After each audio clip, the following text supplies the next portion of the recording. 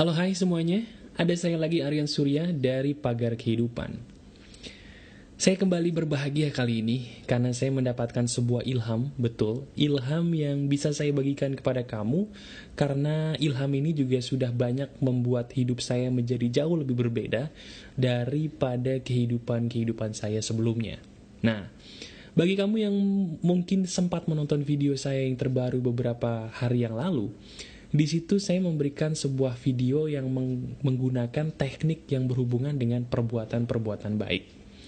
Nah, banyak teman-teman saya bertanya, kenapa sih kok Pagar Kehidupan seringkali menyuruh kita berbuat baik? Apakah dengan berbuat baik saja sebenarnya cukup?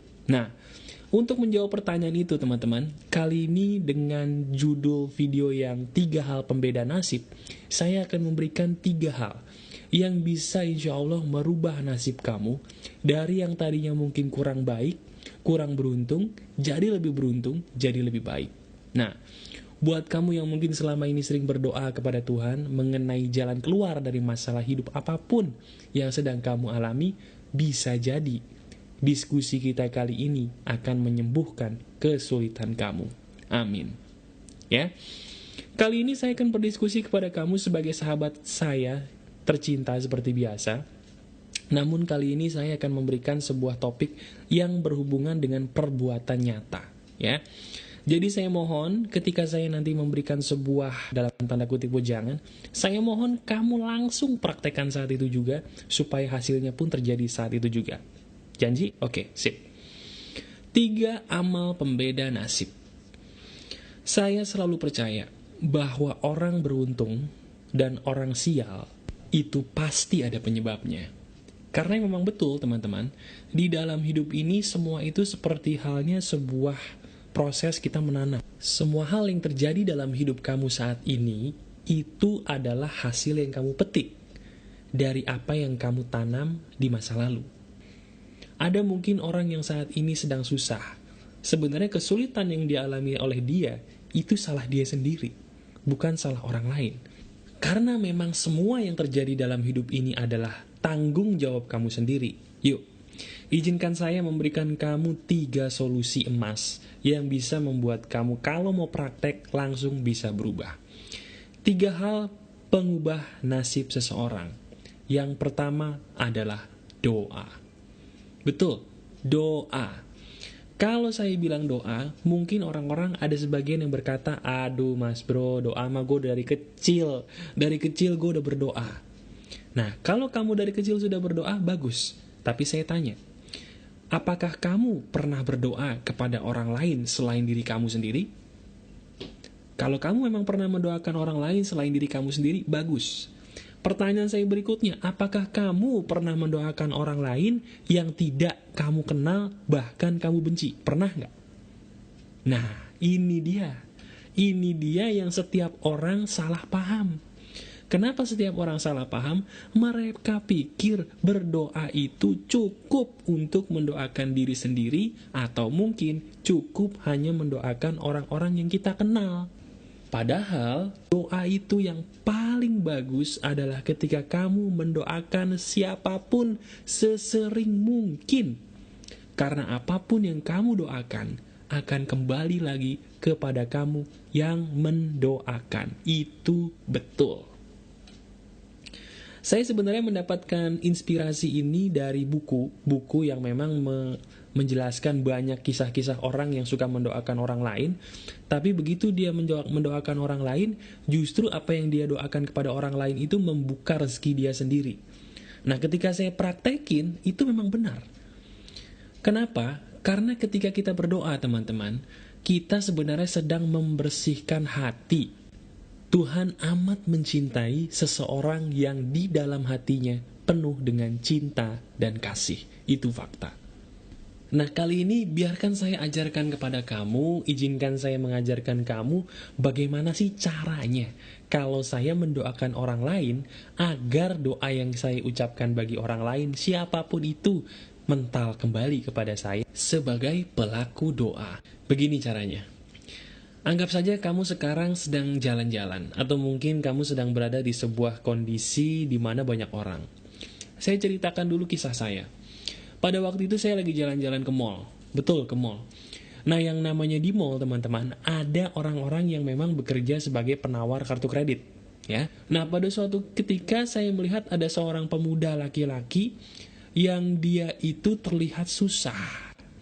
Terlihat susah dari tampangnya, dari wajahnya saya bisa melihat dengan jelas ini orang sudah lelah, bahkan letih terhadap kehidupannya. Nah, pada akhirnya timbul rasa kasihan dalam hati saya. Lalu apa yang saya lakukan? Yang saya lakukan adalah saya berhenti sebentar berjalan, kemudian saya mengambil posisi yang nyaman, kemudian saya berdoa kepada Tuhan dengan doa seolah-olah dia adalah keluarga saya, seolah-olah dia adalah diri saya sendiri. Doanya kurang lebih seperti ini. Ya Tuhan, saya mohon berkahilah pemuda yang ada di depan saya ini, berikanlah dia kemudahan, keberhasilan, dan kebahagiaan karena bisa mendapatkan banyak klien atau orang yang mau menjadi nasabah dia. Mudahkanlah urusan dia, ringankanlah, dan bahagiakanlah. Amin. Simpel kan doanya? Mungkin bagi kamu yang mendengarkan suara saya, kamu tidak percaya bahwa hal sepele kayak gini bisa merubah hidup kamu. Tapi coba deh, mulai detik ini, kamu belajar mendoakan orang lain. Kenapa? Karena ketika kamu mendoakan orang lain, di situ hati kamu akan plong dan sejuk luar biasa. Coba. Nah, kalau kamu hatinya mau lebih sejuk lagi, ada satu lagi teknik doanya. Betul. Berdoalah dengan doa terindah untuk orang yang menyakiti kamu. Betul, menyakiti kamu. Ketika saya bilang kalimat seperti ini, mungkin banyak dari kamu, di antara kamu yang mengernyitkan dahi. Sudah mulai protes nih. Gile, gue disuruh doain dia, orang yang bikin gue sakit hati. Ada urusan apa? Nggak mau. Sebenarnya ketidakmauan kamu itu manusiawi. Karena memang pada dasarnya setan selalu lebih pintar daripada manusia. Mereka selalu mau supaya manusia itu hidup dalam kegelapan yang tidak pernah berkesudahan. Kamu tahu teman-teman, obat yang paling cepat menyembuhkan luka hati kamu apa? Betul. Obat yang paling cepat menyembuhkan luka hati kamu adalah doa. Ketika kamu bisa mendoakan orang yang menyakiti hati kamu, bukan karena kamu ingin kembali kepada dia, bukan karena kamu mungkin ingin mengasihani dia, tapi kamu berdoa supaya kamu sendiri sejuk hatinya dan dia sendiri pun sadar akan kekurangannya kepada kamu. Kita ambil contoh. Misalnya kamu kerja di sebuah perusahaan, kamu kerja di kantor, tiba-tiba saja kamu dapat seorang bos yang kelakuannya, mohon maaf, sangat menyedihkan. Ya, bisa dibilang mungkin kelakuannya amit-amit cabang bayi lah ya. Setiap kali ketemu kamu, bos kamu selalu marah. Setiap kali ketemu kamu, mungkin bos kamu selalu menjelek-jelekan kamu. Setiap kali kamu memberikan sebuah hasil pekerjaan, mungkin bos kamu boro-boro menghargai, melihat aja mungkin tidak. Di situ kamu sakit hati. Di situ kamu terluka dan itu wajar. Nah, biasanya kalau orang tidak diberikan semacam pencerahan, dia akan membalas kelakuan bosnya dengan kutukan-kutukan baik itu yang langsung maupun dalam hati. Betul? Padahal, kutukan kamu itu akan mengotori hati kamu sendiri. Jadi kalau kamu lagi disakiti orang, jangan mengutuk orang itu. Karena ketika kamu mengutuk orang itu, masalah tidak beres, malah menjadi semakin bertambah besar. Titik. Nah, lantas cara mendoakannya gimana? Cara mendoakannya kurang lebih seperti ini. Anggap saja ceritanya nama bos kamu adalah Doni.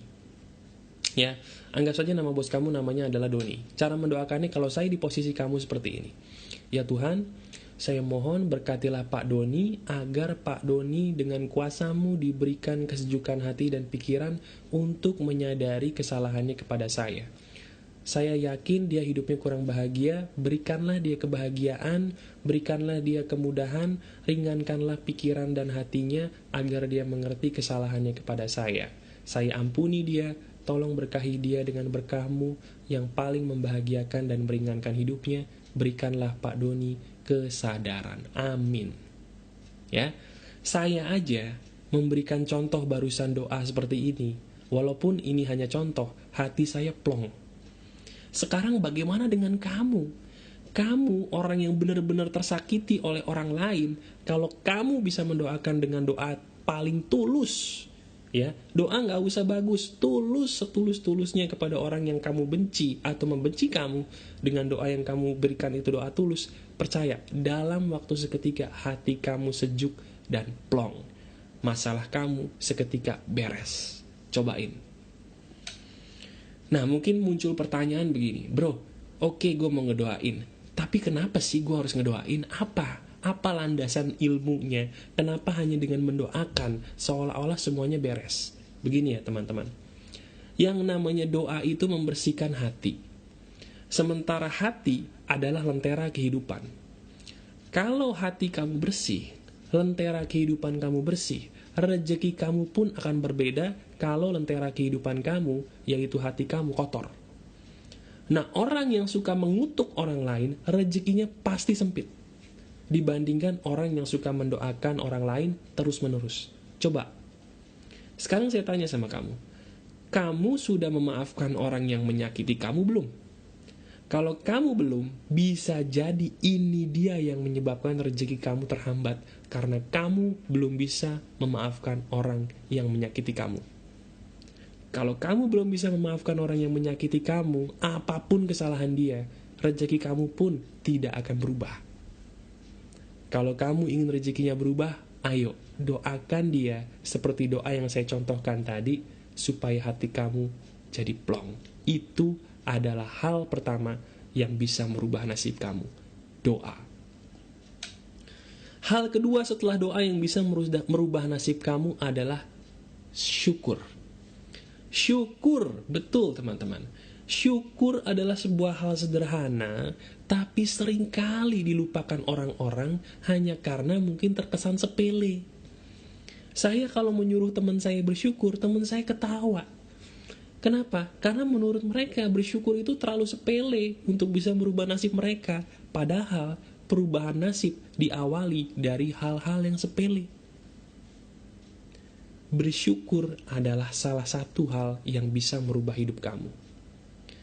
Saya selalu menganggap syukur itu sebagai alat pengecap kenikmatan. Seperti halnya sebuah lidah.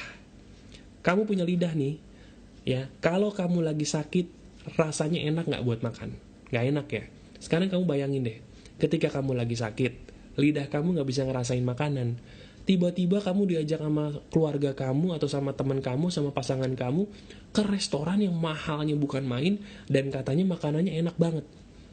Ketika lidah kamu lagi gak bisa ngerasain apa-apa, kamu mau makan makanan seenak apapun, rasanya hambar, betul gak? Rasanya kayaknya gak ada nikmatnya. Begitu juga dengan bersyukur. Bersyukur itu intinya membuat kamu jadi bisa mengecap kenikmatan yang Tuhan berikan. Kalau kamu bisa bersyukur, yang enak itu kamu, karena kamu bisa merasakan nikmat yang Tuhan berikan, seperti halnya lidah kamu yang sehat. Kalau orang bisa bersyukur dari hal-hal terkecil, hidupnya pasti bahagia. Dan kamu tahu teman-teman, hukum alam yang terjadi adalah barang siapa yang bersyukur akan dilebihkan. Apapun keyakinan kamu, agama kamu, ateis ataupun beriman, kamu laki atau perempuan, kalau kamu pandai bersyukur, hidup kamu pasti dilebihkan.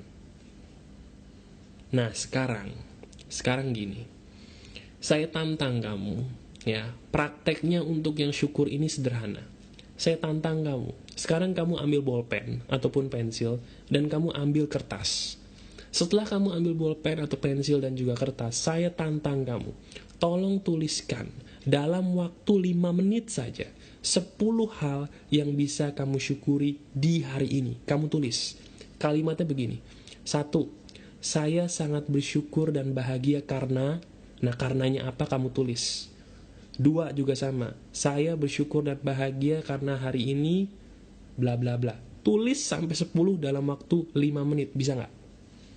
Kalau dalam waktu 5 menit kamu belum bisa menyelesaikan ini, berarti bisa jadi kemampuan bersyukur kamu yang menghambat perubahan nasib kamu. Lakukan teknik ini setiap hari pada saat kamu bangun tidur dan sebelum tidur. Betul, pagi dan malam. Karena apa? Perubahan nasib seseorang segaris lurus dengan kemampuan dia bersyukur. Semakin orang itu luwes dan ahli bersyukur, nasibnya pasti bagus. Itu pasti. Bahkan kalau kamu nggak percaya, kamu boleh cari buku judulnya The Magic, dikarang oleh pengarang buku The Secret yang namanya Rhonda Byrne. Orang sekuler, orang bule, sampai bela-belain nulis buku, satu buku hanya untuk membahas mukjizat kehebatan bersyukur. Mereka nggak beragama, bahkan mereka belum tentu bertuhan. Kamu beragama, kamu bertuhan, jangan kalah dengan mereka. Manfaatkan syukur. Itu yang nomor 2. Amalan yang ketiga, yang terakhir, dan sering kali saya bahas di dalam video Pagar Kehidupan adalah apa? Betul, sedekah.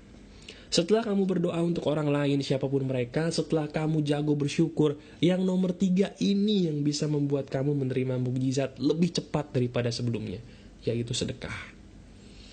Saya sudah berkali-kali, teman-teman, saya sudah berkali-kali dibuat merinding dengan keajaiban sedekah.